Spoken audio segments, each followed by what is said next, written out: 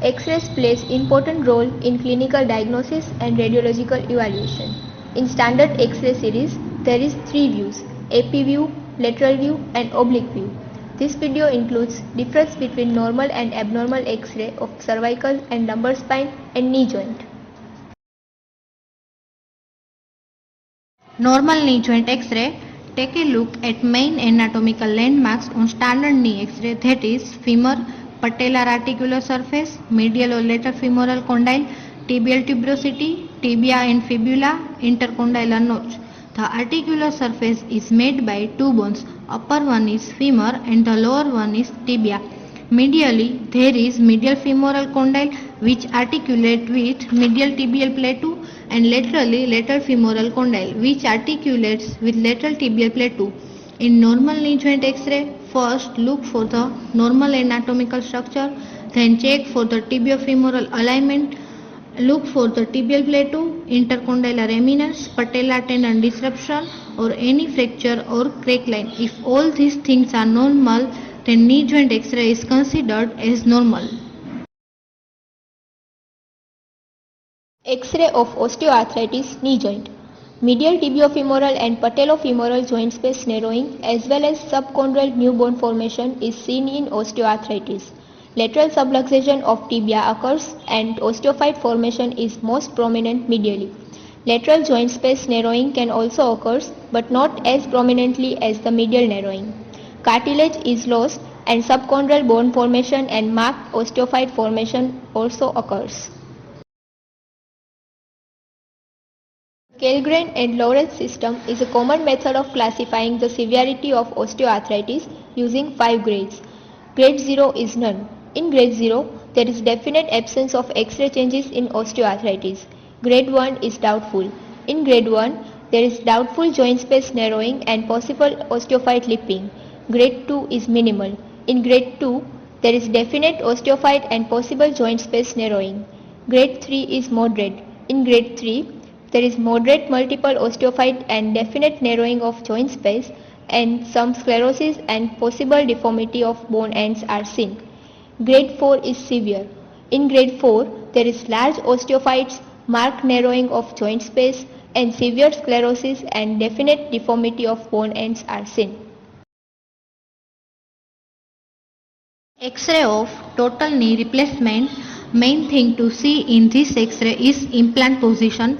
Now look for the normal bone alignment, then look for the femoral and tibial prosthetic component, and then check if the medial and lateral gaps are balanced or not.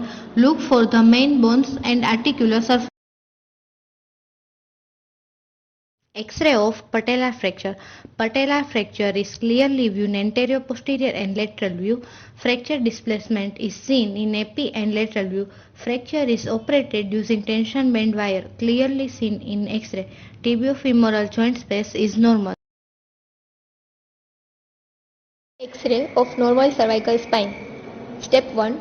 Look for the adequacy. Make sure that you can visualize entire cervical spine. Step 2 is alignment. Make sure that there is no rotation present. Make sure that anterior and posterior longitudinal ligament, spinolaminar line and tip of spinous process fall along smooth and continuous line. Step 3. Base of dens. Make sure that ring of C2 is smooth and continuous. Step 4. Look for the bony abnormalities. Inspect each bone, that is vertebral body, pedicle, articular mass, lamina and spinous process. Step 5. Cartilage disc. Check uniform disc space between vertebra. Step 6. Cartilage facets. Make sure that space between opposing facet is parallel and joint space is uniform. Step 7. Scan the periphery and soft tissue. Make sure that prevertebral tissue is within expected size range.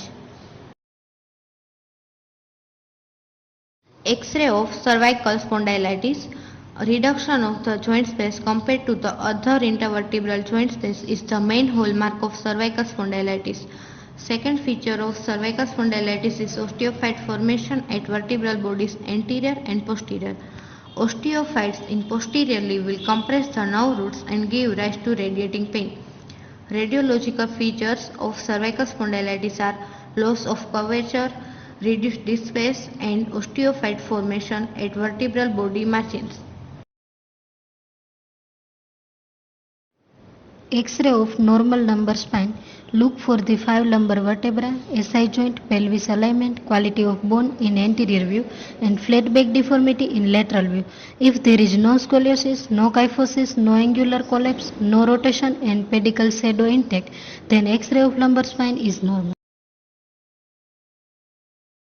X-ray of bamboo spine. Bamboo spine is a sign of ankylosing spondylitis.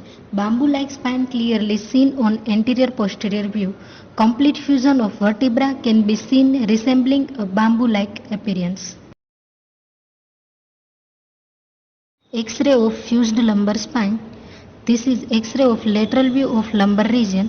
There is reduced lumbar lordosis and reduced space between L2, L3 and L3, L4 level, and fusion of L4 and L5 is clearly seen.